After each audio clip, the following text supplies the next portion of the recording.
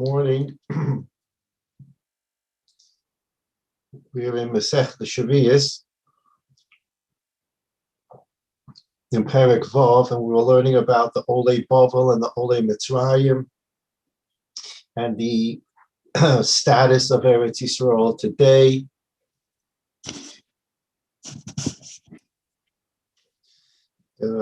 Which is based upon the Kedusha of the Olei Bavel, the Kedusha of those who returned with Ezra from Bavel. We read the Rambam in Hilchos Beis HaBchira Perek Vav, Halacha Tes Vav Tes Zayin. The Rambam Shita is a very interesting Shita. There's a Machlokes in the Gemara. We talked about Kedusha Rishona and Kedusha Shnia. Kedusha Rishona is the first sanctification of Eretz Yisrael, which took place when Yoshua entered Eretz Yisrael with those who were called the Olei Mitzrayim, those who came from Mitzrayim. Of course, those who were 20 and over and left Mitzrayim died because of the Chet HaMeraglim. But those who were younger than 20 entered Eretz Yisrael, and they had left at the time of the Chet HaMeraglim. They were 19, for example, and they were approximately 17 or 18 years old when they left Mitzrayim. And then there was the Chet HaMeraglim, so they were 19, and they survived the 40 years in the desert. They came to Eretz Yisrael. So we call these people the Olei Mitzrayim. They came to Eretz Yisrael from Mitzrayim along with Yoshua ben Nun. And they sanctified Eretz Yisrael using the process of sanctification, which we said we're not going to go into. And they sanctified a good portion of Eretz Yisrael. Eretz Yisrael, as we know, was promised to Avraham Avinu and Parshas Lech Lecha, 10 different nations. After we hear about the 10 different nations in Parshas Lech Lecha, we virtually don't hear about them again. The discussion is always about 10 nations. 3 nations of those, we talk about the 7 to conquer. 3 additional nations, Ammon, Moab, and Edom, which were promised to Avraham Avinu in Parshas Lech Lecha, the Bris Bein Absarim, Keni, Kenizi, Kadmoni. Those are waiting for us when Mashiach comes in Hereb B'Tzayin Hashem Amish today. So when the Olei Mitzrayim came with Yoshua, they were out to conquer the 7 nations. And that's the part of Eretz Yisrael that became sanctified through Yoshua and the Olei Mitzrayim, the first sanctification. Even Yoshua's sanctification did not take in all the 7 nations. And we have borders for that, which are not relevant right now for our discussion. Then the first Beis HaMikdash was destroyed. With the destruction of the first Beis HaMikdash, we learned that was the end of halachic sanctification of Eretz Yisrael.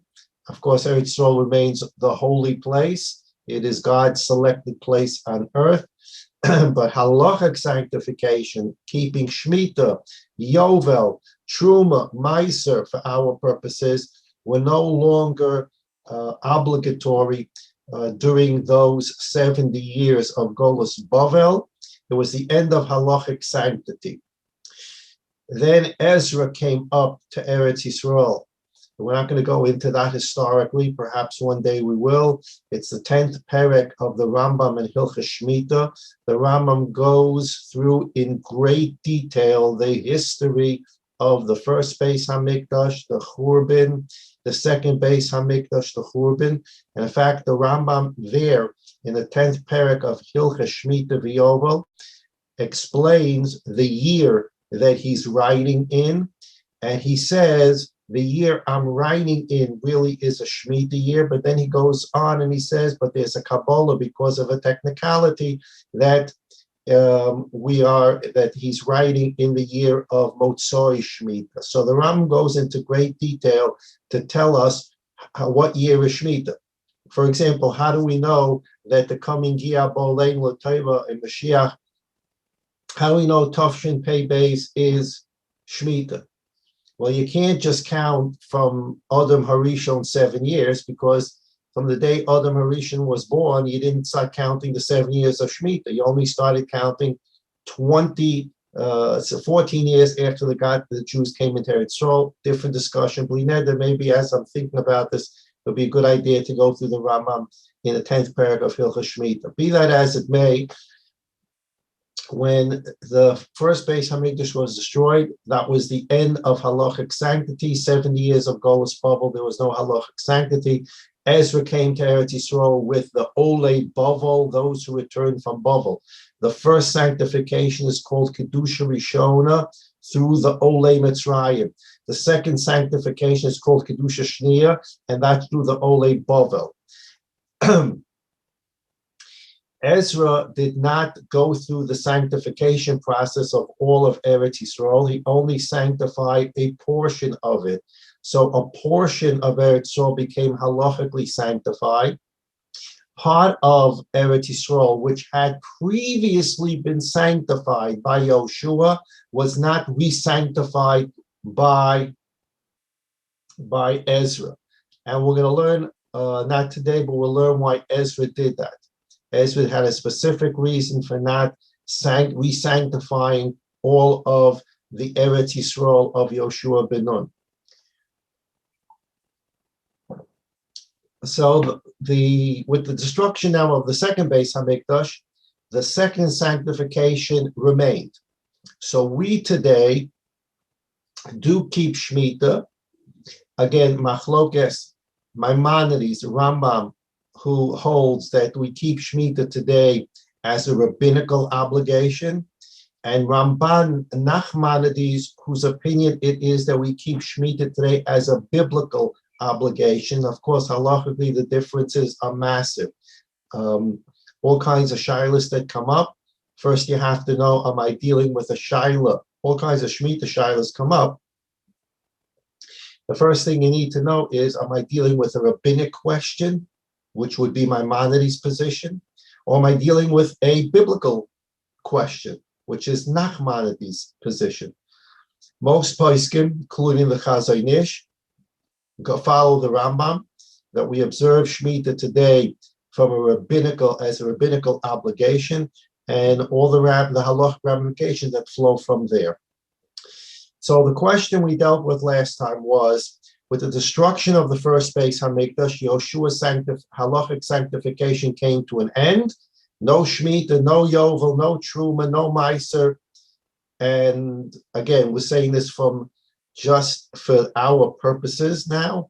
There's no halachic sanctification after the destruction of the first Beis Hamikdash. After the destruction of the second Beis Hamikdash, the halachic sanctification remained.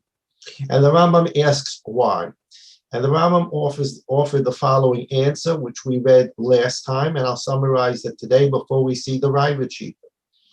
The Rambam says that the Kedusha Rishona, when Yoshua sanctified Eretz Yisrael, he splits Eretz Yisrael into two parts, does the Rambam.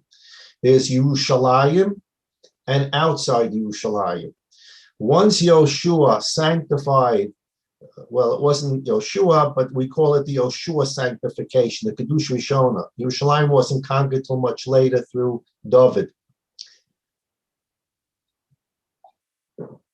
And the Harabayas was bought by David from Arav Nahayavusi. But we still call it the first sanctification. Once Yerushalayim was sanctified, it was sanctified because of the Shechina.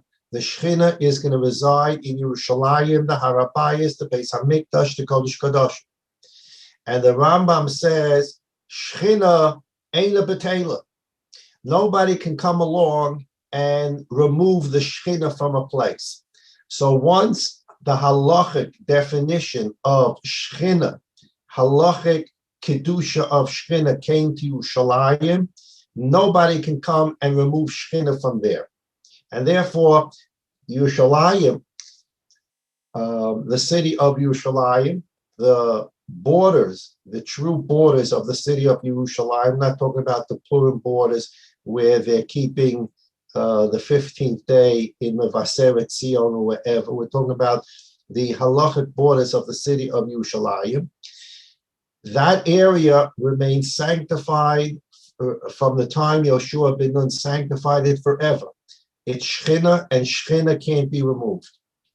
Whereas the rest of Eretz Yisrael outside Yerushalayim was conquered. There were wars.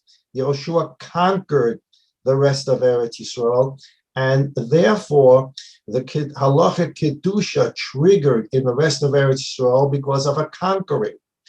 And the Rambam says conquering can outdo conquering. Might can outdo might. So if the sanctification outside Yerushalayim is purely because of war and might, comes the Bavliim, and before that the Melech Ashur, and sends the Jews into exile and conquers Eretz Yisrael. So the subsequent conquering by Ashur and Bavel defeats the conquering of Yoshua. And if Yoshua's sanctification outside Yerushalayim is dependent on conquering and owning, it depends on I have Eretz Yisrael because I conquered it when we lost Eretz Yisrael, unfortunately, because it was conquered by the Assyrians and the Babylonians. Halachic Kedusha ended, and therefore with the Churban of the first Beis HaMikdash, the halachic sanctity outside Yerushalayim was lost, but the halachic sanctity in Yerushalayim cannot be lost because that sanctity depends on Shchina, and nobody removes Shchina. Whereas the Rambam says, the second Beis HaMikdash was built with the permission, and the Jews came back to Eretz Yisrael with the permission of originally Koresh HaParsi, Koresh, the king of Persia, and later on the Esther's son, Daryavish HaParsi, allowed us to finish building the Beis HaMikdash. The point is permission. We were given Eretz Yisrael by the Persians, and we built the Beis HaMikdash. Once it was given to us, it can't be taken away. So once Ezra sanctified the land of the areas that he sanctified the second time, the re-sanctification, you cannot take it away by someone conquering it. The first sanctification of Yoshua is we took it. We conquered it and took it. Because it was conquered and taken, someone can conquer it and take it away from us in terms of halachic sanctification. When we talk about the second sanctification, we were invited to come back by the Persian king, and therefore we were given Eretz Yisrael, and once we were given it, that Kedusha remains forever. And therefore the Rambam Shita is the first Kedusha of Yoshua outside Yerushalayim ended with the Churban of the first Beis HaMikdash.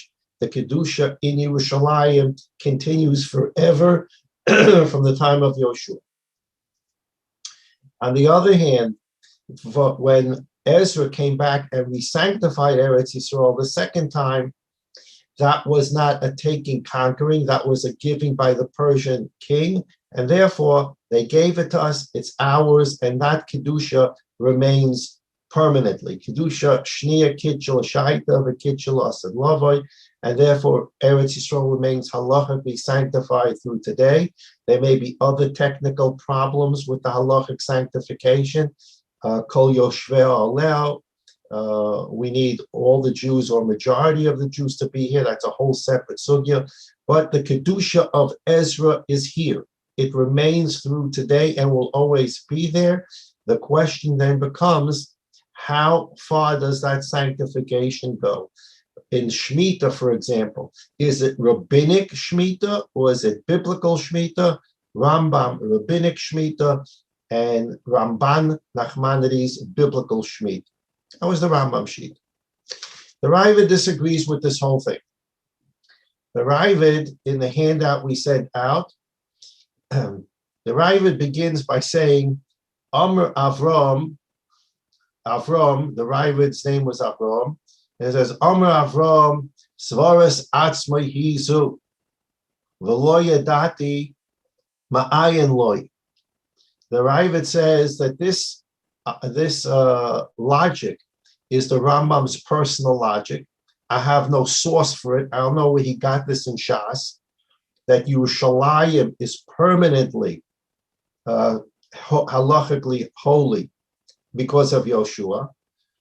And the rest of Eretz Yisrael lost its sanctity at the Churban Bayis. So at the destruction of the first Beis Hamikdash, the Rambam says Yerushalayim remains sanctified halachically. The rest of Eretz Yisrael lost its halachic sanctification.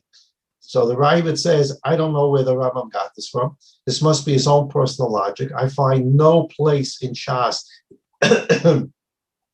where the Gemara distinguishes between Jerusalem and the rest of Eretz Yisrael at the time of the first Churban, and I don't know where he got this from. Okay, we skip a few lines in the Ravid. The Ravid says the following.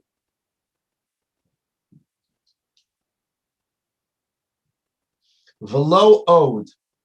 Not only do I not know where the Rambam got this from, but I say just the opposite. Elishani Omer Shafila Reb Yossi the Oma Kedusha Shnia Kitchel Asid Lavoy. It's amazing to read this Ravid inside. It's a privilege to read this Ravid inside because you're going to see something the Ravid says about himself in several places. He's going to say here that I know this to be true because God revealed himself to me, which is itself problematic. The Mefarshim deal with this kind of Ravid, but the Ravid does this in numerous places. He says, I disagree with the Rambam, and God revealed the secret to me. That's how I know it's true. And this is one of the places. The Ravid says just the opposite. The Rambam says that Yerushalayim's halachic kedusha is permanent from the days of Yoshua ben Nun, and the rest of Eretz Yisrael was not kadosh after the Churban. The Ravid says just the opposite. Ela kedusha shnia kitchelos ad lavoy like Oma elish ar Eretz Yisrael. Avol Yerushalayim ulamikdash loy Oma. The second sanctification of Ezra left sanctity for the rest of Eretz Yisrael. But with the Churban of the second Beis Hamikdash, Yerushalayim lost its halachic sanctity. It's mikotze el kotze, from one extreme to the other extreme. The Rambam says, from the time of the first sanctification of Yoshua, Yerushalayim never lost its sanctity because it's Shechina and nobody removed Shechina. The Ravid says that while the rest of Eretz Yisrael remained halachically sanctified after the second Churban, Yerushalayim lost its sanctification after the second Churban. So we'll talk about Yerushalayim. The Rambam says Yerushalayim's sanctity, halachic sanctity, started with the first sanctification and never was lost. Yerushalayim's sanctity never lost. The Ravid says, while the rest of Eretz Yisrael maintained its sanctity after the Churban, Yerushalayim lost its sanctity. Just the opposite. The Rambam says the Yerushalayim's sanctity from the first Kedusha remains permanent, and the rest of Eretz Yisrael lost its sanctity until Ezra. The Ravid says just the opposite. With Ezra, the rest of Eretz Yisrael remained halachically sanctified, and Yerushalayim lost its sanctity. Why did Yerushalayim lose its sanctity with the destruction of the second Beis Hamikdash? So the Ravid says an amazing thing. The second sanctification remains intact only for the rest of Eretz Yisrael. But in terms of Yerushalayim and the Beis Hamikdash, Ezra's second sanctification was lost. Why? Lafi shehoyodea Ezra shehamikdash Yerushalayim asidin lehishtanois uliskadish kiddush acha oilami b'koved Hashem oilam. When Ezra built the second Beis Hamikdash, or finished building the second Beis Hamikdash, he knew that second Beis Hamikdash wasn't going to remain the way it was built.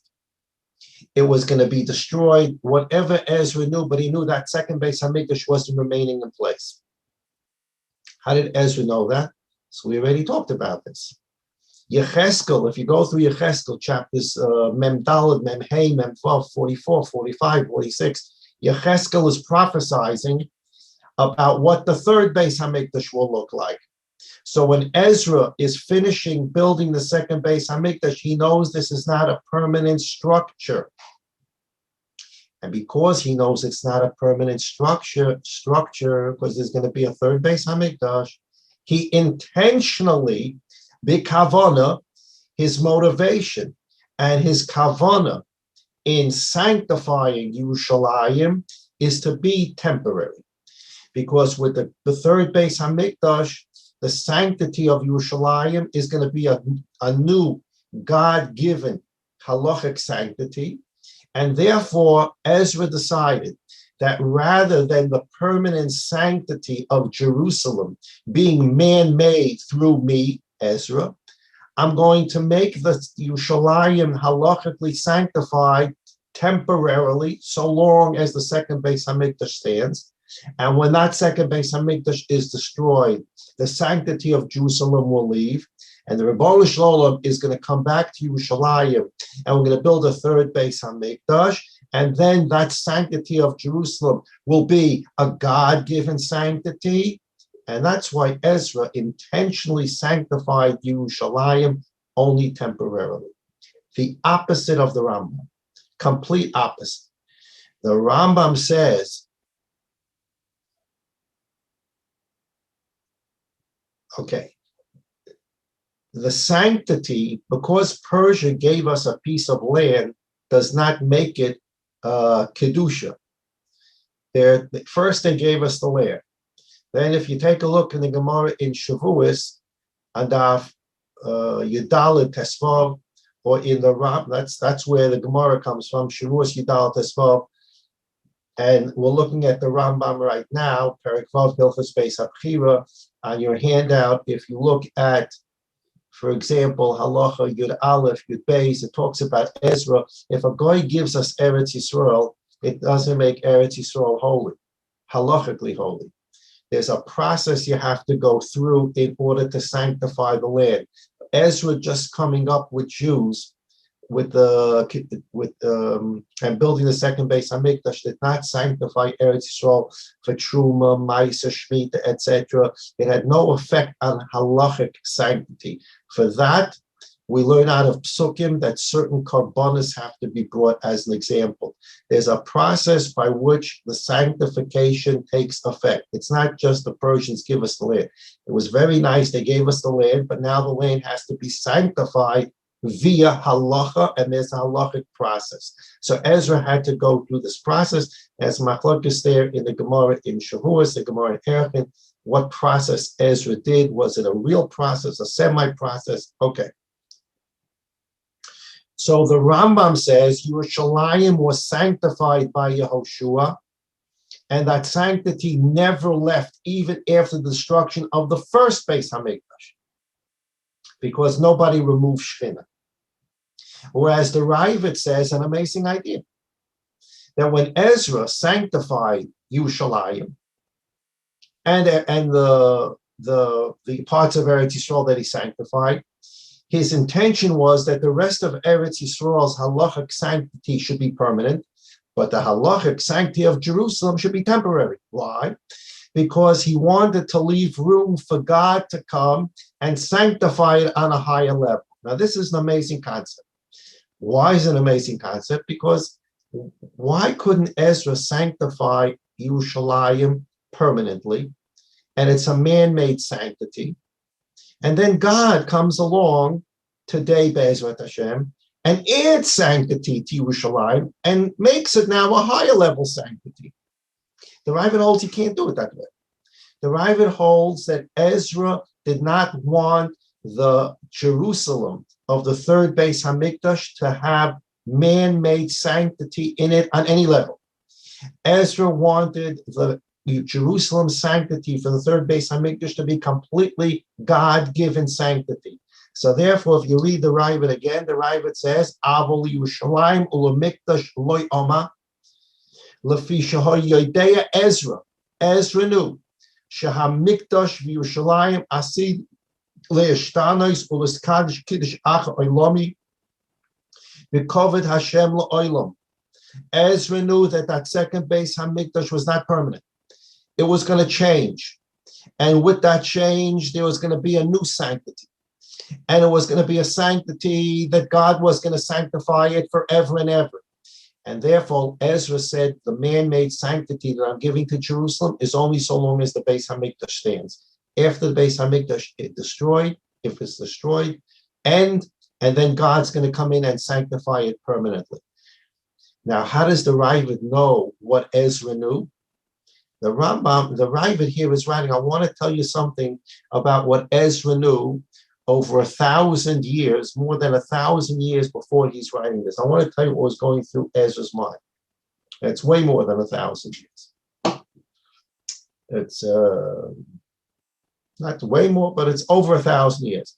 The Ravid is saying, I want to tell you what was going through Ezra's mind over 1,000 years ago when he sanctified Eretz Yisrael. He sanctified Eretz Yisrael permanently within the borders that he decided. And Jerusalem, he decided he was going to sanctify only temporarily so long as the Beis HaMikdash was there, because when that big Beis HaMikdash comes, he wants it to be only God-made sanctity. Therefore, when he sanctified Jerusalem, he intended the sanctity to only remain so long as the Beis HaMikdash stood. And I, the Ravid, know what went through Ezra's mind over 1,000 years before. How does he know that? So the Ravid is not ashamed to say it. He says, Kach nigla misoid Hashem libeyo. This is a revelation that I got. Soid Hashem libeyo is a pasuk, and he's calling a pasuk. God reveals secrets to those who fear him. And God revealed the secret to me. The Ravid uses this in a number of places. It's an amazing lashon. The idea that the Ravid's talking about, that Ezra knew, forget about how the Ravid knows, but the idea that Ezra knew that the second Beis HaMikdash was going to change into a third Beis HaMikdash, and he didn't want the third Beis HaMikdash to have any man-made sanctity. He wanted it only God-made sanctity. So therefore, when he sanctified Jerusalem, when he came up with the Olei Bavel, he said, I'm going through the process of sanctifying Jerusalem only as long as the Beis HaMikdash stands. And when the Beis HaMikdash is destroyed, it's the end of Halacha Kedusha in Yerushalayim. But Eretz Yisrael, the rest of Eretz Yisrael remains halachically kadosh. Why? Because I want God to sanctify Jerusalem, and there shouldn't be any man-made sanctity in Jerusalem. That's an amazing idea. And how does he know it? That's the second amazing idea. The Ravid says, God revealed this to me. God revealed what Ezra was thinking about over 1,000 years. So for those who are, so to speak, Rambam loyalists, you read these kind of Ravids and you say to yourself, hold on one second. The Rambam came up with a logic. And the logic kind of makes sense. The first sanctification of Jerusalem by Yoshua is permanent because nobody removes Shechina. You can't remove Shechina. And therefore, Jerusalem is always holy. Halachic status. But the rest of Eretz Yisrael can lose its status because conquering defeats conquering. But when Ezra came with permission, it remains holy. Sounds very logical. Comes the Ravid and says, I don't know what the Rambam's source. Remember what we read. The Ravid attacks the Rambam and says, I don't know what the Rambam's source is. I don't have a source for this in the Gemara. And he made this up. Okay. So how do you explain the difference between the first Beis HaMikdash and the second Beis HaMikdash? So the Ravid says, I want to tell you, I know what Ezra was thinking because God revealed it to me. So while the Ravid attacks the Rambam for applying his logic to understanding the difference between the first Churban and the second Churban, the difference between the two statuses of the halachic sanctity, he attacks the Rambam. He says, I don't know what his source is for this. And then the Ravid goes on to say, and I'll tell you what the real halacha is. The real halacha is the following, and I know it because God revealed it to me. Okay. So you have the Rambam's logic versus the Ravid's God revealed something else to me. And therefore, we have the famous ending of the Ravid here. We'll just read it. We're not going to go into the debate. The Ravid ends and says, "Leficha hanichnas ata sham ein by koris." Therefore, the Ravid says, if somebody goes into the area of the Beis Hamikdash today, we're not talking about Aliyah Lahar Habayis, because the Har Habayis is not the Beis Hamikdash. Okay, we've talked about that numerous times. The Har Habayis is not the Beis Hamikdash. The Har Habayis is 500 amas by 500 amas. We learned that Masech Midas, then Hur just added to it. The Beis Hamikdash is a smaller place. Okay, but the Ravid says that because Ezra's sanctification of all of Jerusalem was only temporary, and with the Churban of the second Beis Hamikdash, Jerusalem lost its halachic status, the halachic sanctity, and with that, the Har Habayis lost its halachic sanctity, and with that, the Beis Hamikdash lost its halachic sanctity. Therefore, forget about Har Habayis, which is a separate area. So he says, therefore, someone that walks into the area of the real Beis Hamikdash today, there's no Chiyuv Koros. What is there? Perhaps something else. But there's a Chiyuv Koros for someone who walks into the Beis Hamikdash, in the area of the Beis Hamikdash, while he's tummy. Says the Ravid, today, if a person walks into the area of the Beis Hamikdash, there's no Chiyuv Koros because there's no sanctity there. The halachic sanctity of the Beis Hamikdash ceased with the destruction of the second Beis Hamikdash, Lafi the Ravid. Lafi the Rambam, if someone walks into the actual area of the Beis Hamikdash, he's Chayiv Koros, because Jerusalem, Beis Hamikdash, never lost its halachic status on the time of Yoshua ben Nun. So if you enter the actual area of the Beis Hamikdash today and everybody's Tomei Mace, person is Chayiv Chas v'Sholom Koros. According to the Ravid, with the destruction of the second Beis Hamikdash, halachic sanctity of the Beis Hamikdash proper ended. Therefore, if you walk into that area today, you're not chayiv koros. So this is a big machlekes Rambam and Ravid. Two different ways of looking at it. The Rambam says I have a logic, and the Ravid says God revealed Himself to me.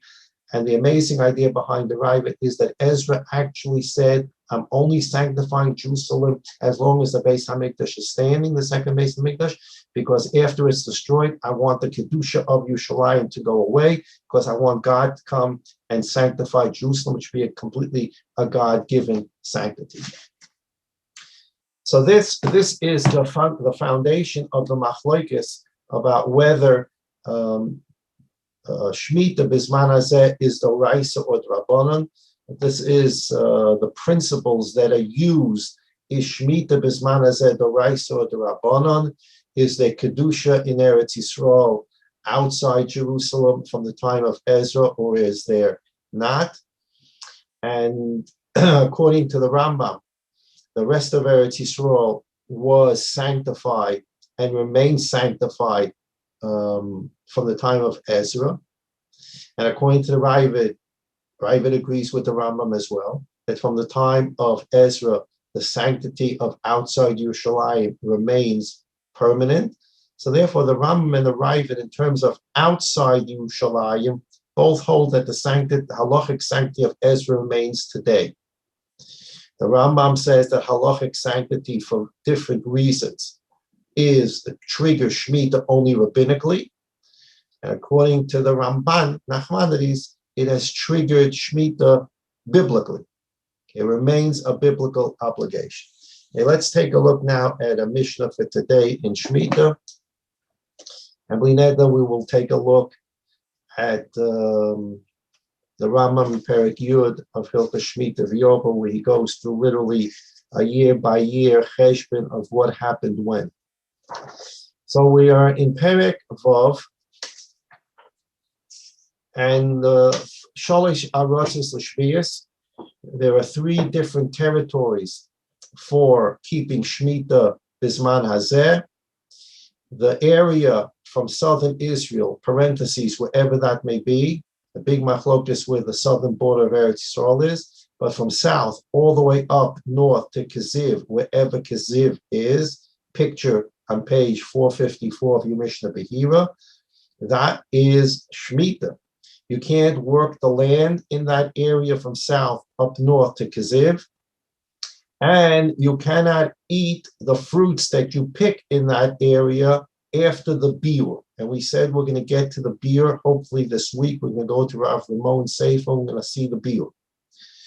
That's the Shemitah area for us today, from south, wherever that is, until Kaziv, wherever that is. Anywhere in between there, you cannot work a field, and you must keep the halachas of beer. When the beer day comes, you have to be mafker the fruits that are in your house.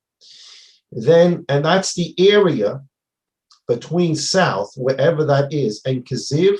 That's the area that Ezra sanctified through the process of halachic sanctification, and therefore that sanctification remains today. That area, fields can't be worked, and you must keep biur. If you go further north on the map on page 454, you go past Kaziv and you go to Amana, wherever that may be. Big machlokes where all these cities are.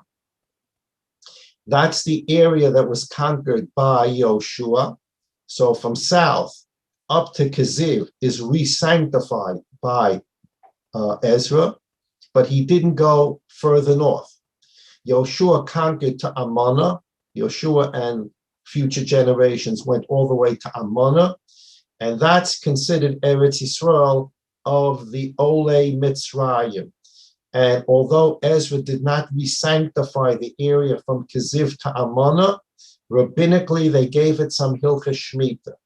And they said from Kaziv to Amana, you can't work the fields. If a Jew owns a field from Kaziv and further north, west and east, question what cities, but you go further north, you cannot work your field, but you don't have to keep beer. If you go even past Amana, then you don't have to keep Shemitah at all. You can eat after the beer and you can work the land. The next Mishnah is on page 458. And it's a little complicated Mishnah. We're going to just do it basically on a superficial level because it's talking about Surya. Take a look at page 456. On page 456, you have another map. You can see, you get an idea, at least according to this sheet. If you look at the bottom of page 456, it says Sholish Arotzis L'Shviis L'Fi Eretz Chemda. There's a sefer called Eretz Chemda, and according to the Eretz Chemda, this is the map.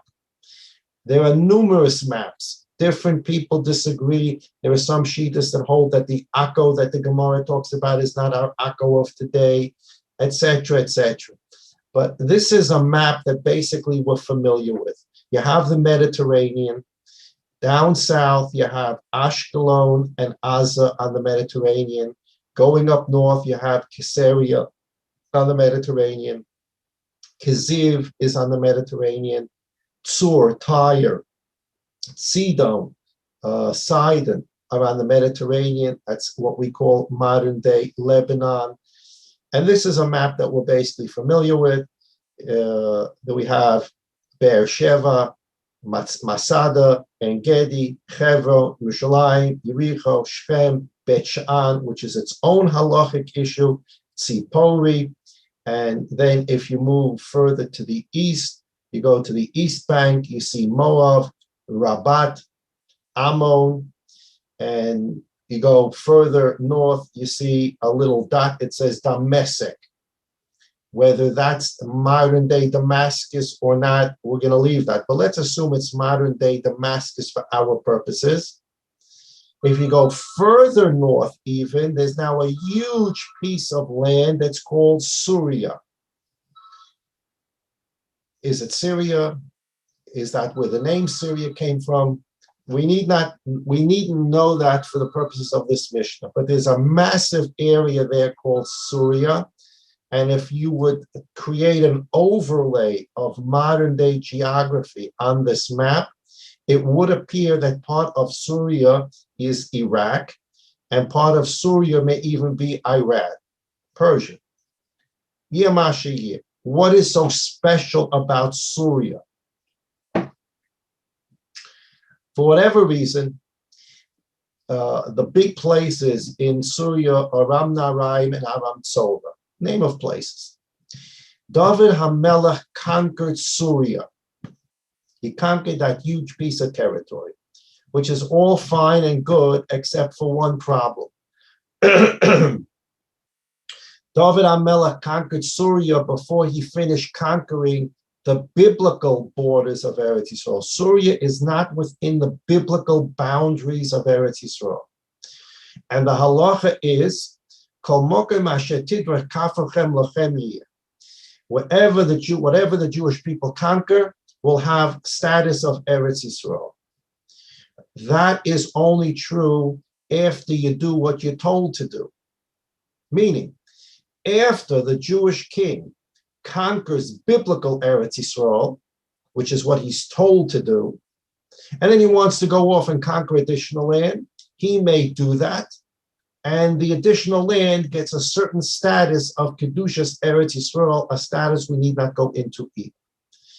The problem with Syria is David HaMelech conquered Syria before he finished conquering Eretz Yisrael. We know that David HaMelech didn't, there were areas that remained unconquered, even after David HaMelech, that were part of biblical Eretz Yisrael.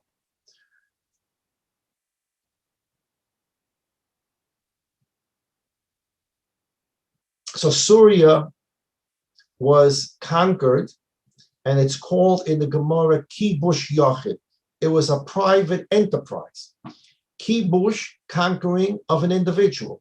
David HaMelech, when he conquered Syria, did not conquer Syria in the capacity of a Jewish king, because a Jewish king is commanded to conquer biblical Eretz Yisrael before he conquers things outside biblical Eretz Yisrael.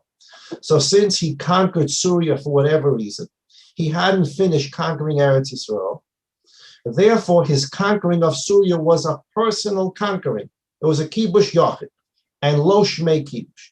It therefore, Syria never got the full halachic status of Eretz Yisrael, but Jews lived there. So what status are we gonna give Syria? That's the subject on page 458, Perek Vav, Mishnah Beis. The Mishnah is now going to teach us the halachas of Shemitah in Syria. It's not biblical Eretz Yisrael because it was conquered by David in an individual capacity, but because it was so connected to Eretz Yisrael and so many Jews lived there, or so many Jews traveled back and forth, or so many Jews owned fields there, the Chachomim gave it a certain status for Shemitah. What is that status? That's what we're going to read now on page 458. However, as an introduction to this Mishnah, in order to understand this Mishnah, you need to understand that this Mishnah is talking about the concept of shamor. Someone, a Jewish person in Syria, owns a field, and his field is gated. And we've already talked about the prohibition of keeping your field gated during Shemitah, and how that affects your gardens. We'll get to that. But your fields can't be locked up because the field doesn't belong to you, and people have the right to come in and pick your pomegranates, your dates, your olives, v'chulu. If you keep it shamor, you keep it secure, and people can't come in, you have violated the laws of Shemitah. And then the question becomes, are you allowed to eat the produce of a field that's shamor? Okay. This Mishnah is talking about a Jewish person who owns a field in Syria, and his field is gated. It's shamor. In Eretz Yisrael, produce of a field that's shamor is also. Now we have a field in Syria that's shamor, but Syria is not fully sanctified to be Eretz Yisrael. What do we do in Syria?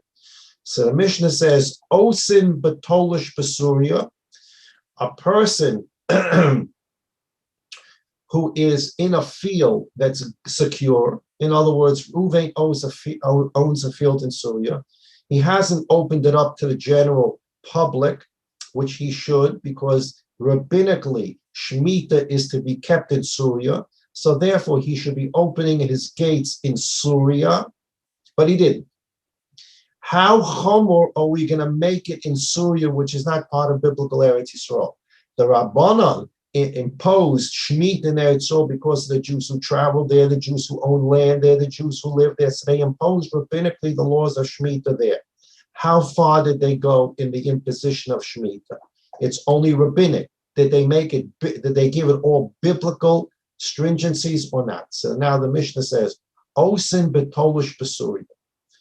If Ruvain owns a field in Syria and he's supposed to open his gates rabbinically, and he didn't, his field has the status of Shomor.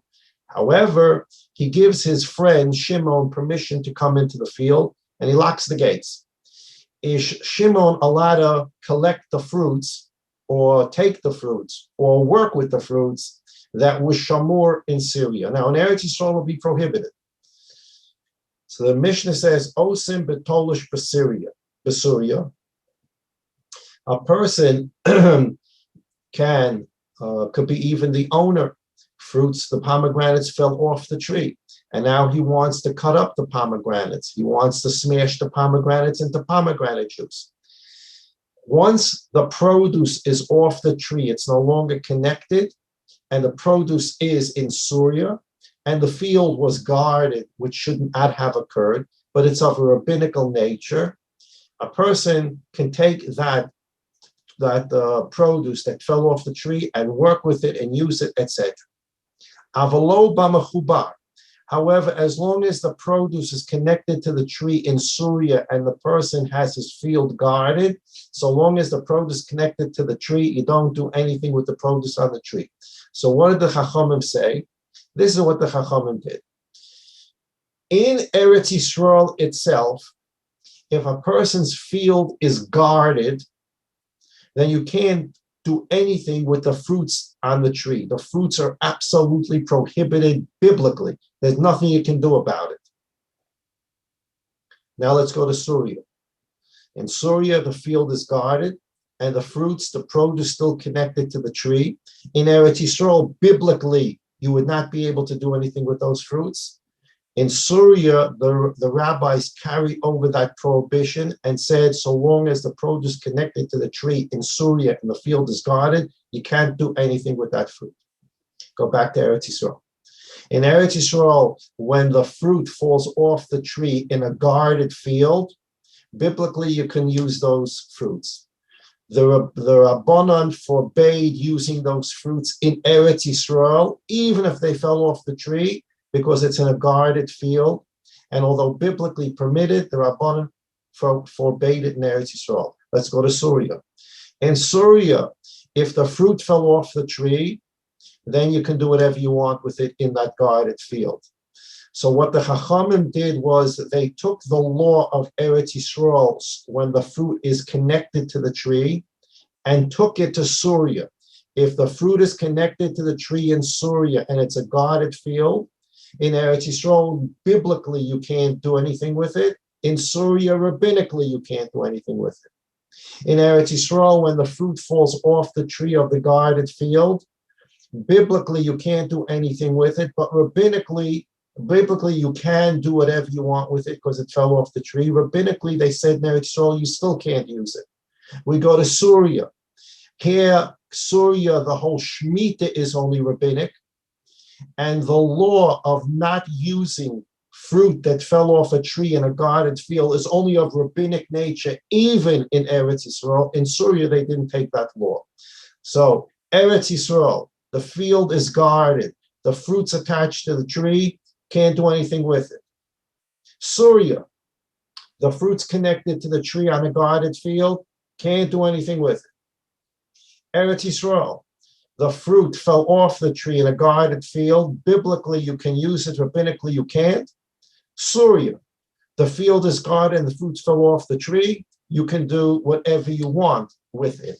So in that case, where it's Syria and it fell off the tree and it's guarded, even though it's guarded, once it falls off the tree, that's the leniency in Syria, where the whole Shemitah is only of rabbinic nature.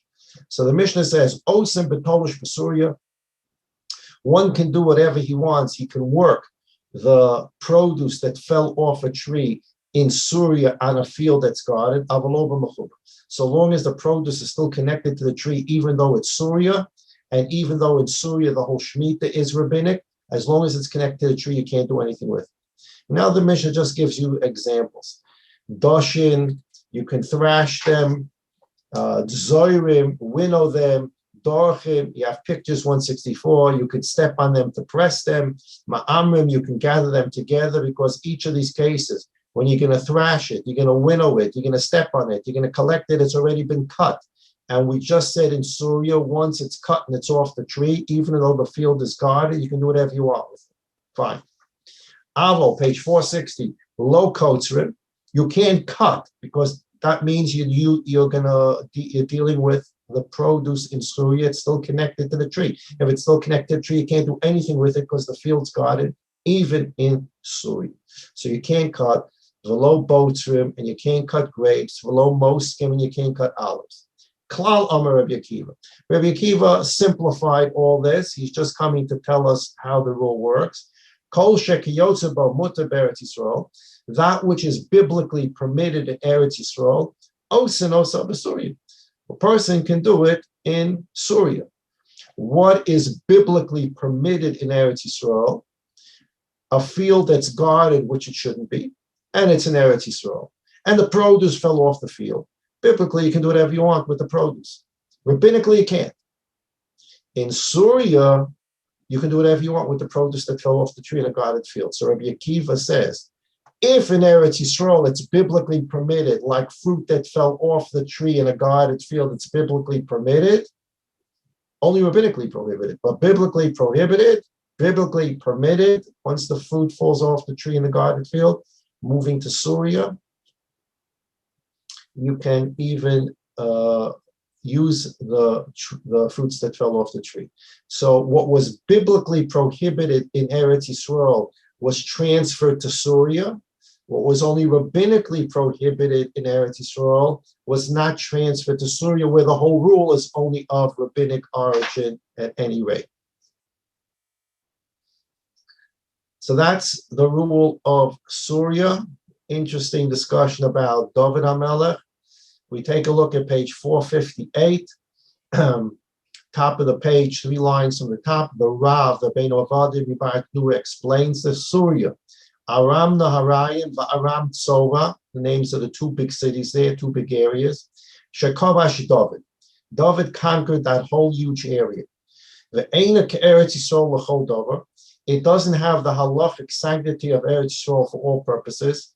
Rebnei Shekovsha Kodem Shekovash Eretz Yisrael Kula, because he conquered Surya before he conquered all of Eretz Yisrael, and therefore the rule of whatever you conquer is sanctified did not trigger, because that rule only triggers when the rest of biblical Eretz Yisrael is conquered first, and that didn't happen. And for some purposes, Surya has the halacha of Eretz Yisrael, and for some purposes, it didn't get the halacha of Eretz Yisrael. So that is the halacha of Surya.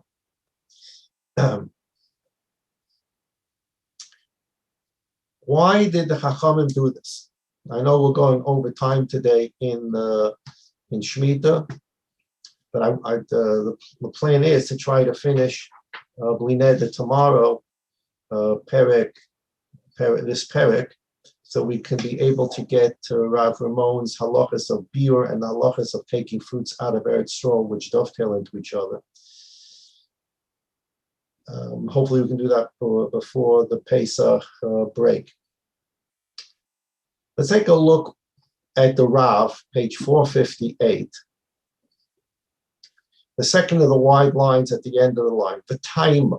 The Rav is now going to explain the reason that Chachamim did this. What did they do? Again, the Chachamim said that Surya, which has a quasi status of Eretz Yisrael, what are we going to do there for Shemitah?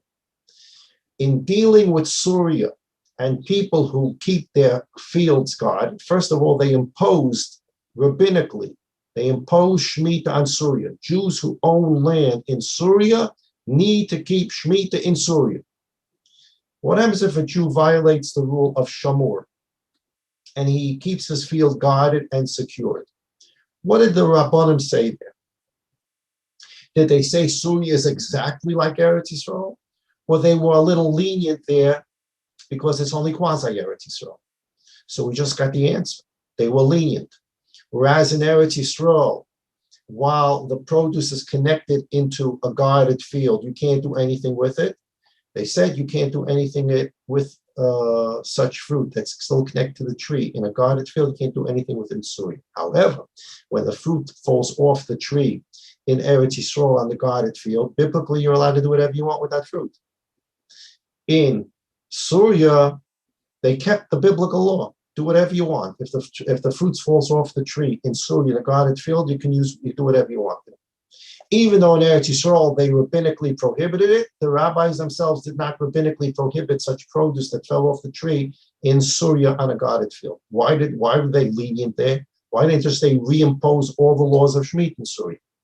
So the Rav says as follows: the time of the Gaza b'Surya b'Mechuba, kedei shelo yemanichen es Eretz Yisrael v'holchen u'mishtaken b'Surya. The Chachamim wanted to make sure that Jews didn't leave Eretz Yisrael and go live in Surya. Now, what's so terrible about living in Surya? After all, David HaMelech conquered it. And after all, it is quasi Eretz Yisrael. What's such a terrible thing?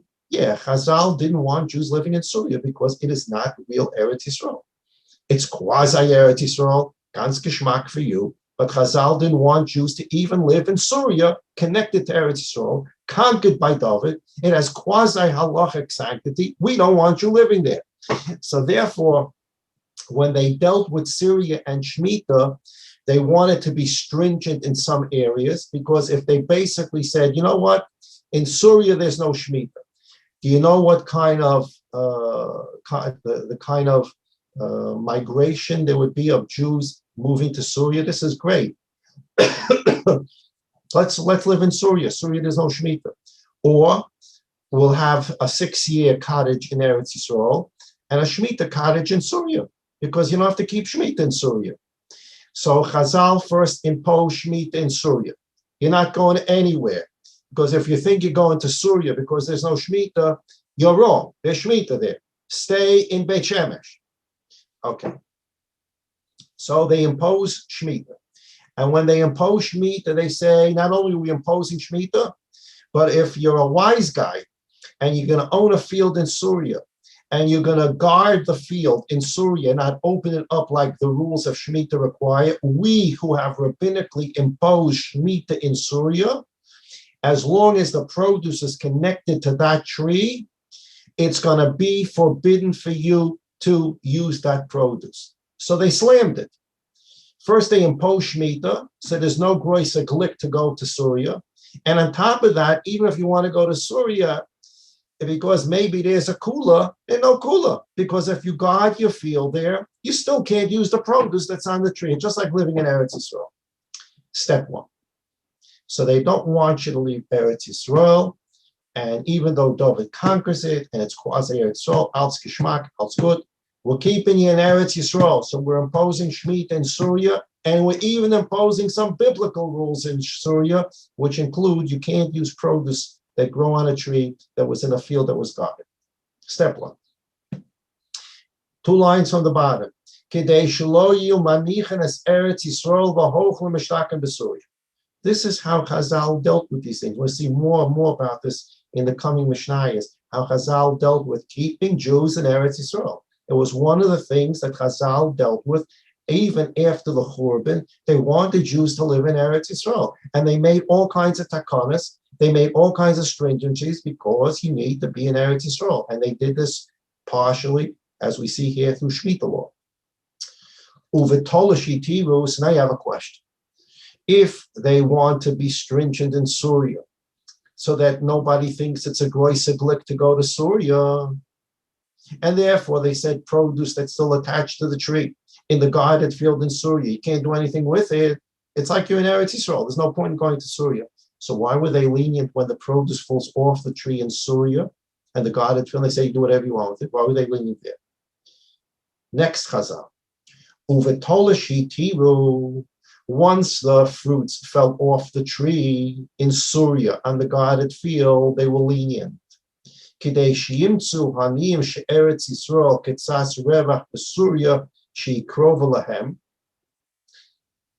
Chazal wanted to make life a little easier for poor people. So poor people trek up to Syria and they see a guarded field, and it's not allowed to be guarded, but there's pomegranates and all kinds of dates and figs that have fallen down on the ground.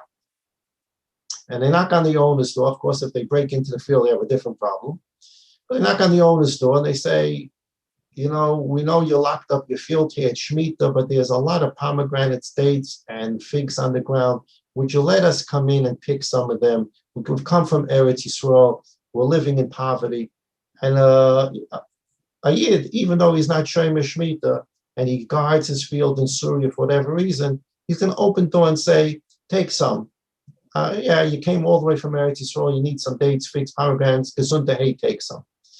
So Chazal wanted to give Aniyim an opportunity to have another place to collect fruit from. So long as the fruit's connected to the tree, you can't do anything with it in Syria because it's a guarded field, and this way Jews won't move to Syria. On the other hand, once the produce falls off the field, so they were lenient in Syria by giving, for the purpose of giving poor people an opportunity to trek up to Syria and knock on the guy's door, and the guy would let them come and take some pomegranates, etc., that are on the ground. And this way, it makes the life of poor people easier. What do they intend to do here? So the Rav continues on page 459.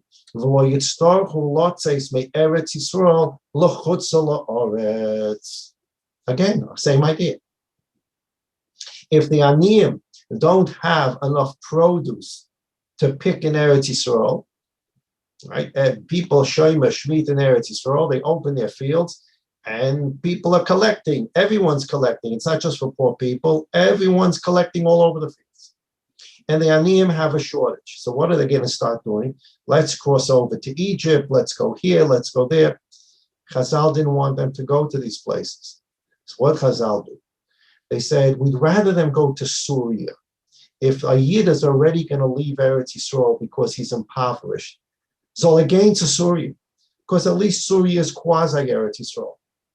David HaMelech conquered it. Let them better go to Syria. So we're going to be lenient so that the poor people will end up in Syria and not in Egypt or other places. So what's driving this Mishnah is Chazal's motivation, goal, to keep Jews in Eretz Yisrael. And if they have to leave Eretz Yisrael, they should only go to Syria, which has quasi-Eretz Yisrael status. And Chas v'Sholom, there should be no need to go to Chutz La'aretz. Everybody hear me? I'm not making this up. It's on page 458, 459, and 460 of your Mishnah Behira. It's Rabbeinu Avad Mibar Tanura, and he didn't make it up either. It comes from the Gemara. So everybody hears me? This is how Chazal were worried about a Jew leaving to Chutz La'aretz. First, they say there's going to be Shemitah in Syria. You ain't going anywhere. If you think you're going to leave Beit Shemesh to go to Syria and say, well, after all, David HaMelech conquered it, it's a ganz geschmack place, and I can avoid Shemitah in Syria, stay in Beit Shemesh. You're not avoiding Shemitah, and Syria is not as holy as Eretz Yisrael. It has a quasi kind of status. We don't want you in Syria. We want you in Beit Shemesh. So therefore, there's no glick to go to Syria. Bleib in Shti, stay home. One thing Chazal think, we're keeping Jews in Eretz Yisrael. When are they keeping Jews in Eretz Yisrael? What are we talking about? We're talking about after Churban Beis HaMikdash. So this halacha remains, right? So they're keeping you in Eretz Yisrael. But on the other, so therefore they impose Shemitah in Syria and impose the stringency that so long as fruit's connected to a tree in a guarded field, you can't do anything with the field. You can't do anything with the produce. So there's no glick to go to Syria. You're not going to be able to collect much. But the fruits that do fall off the tree in Syria in a guarded field, there the Chacham say we're going to be lenient. You know why?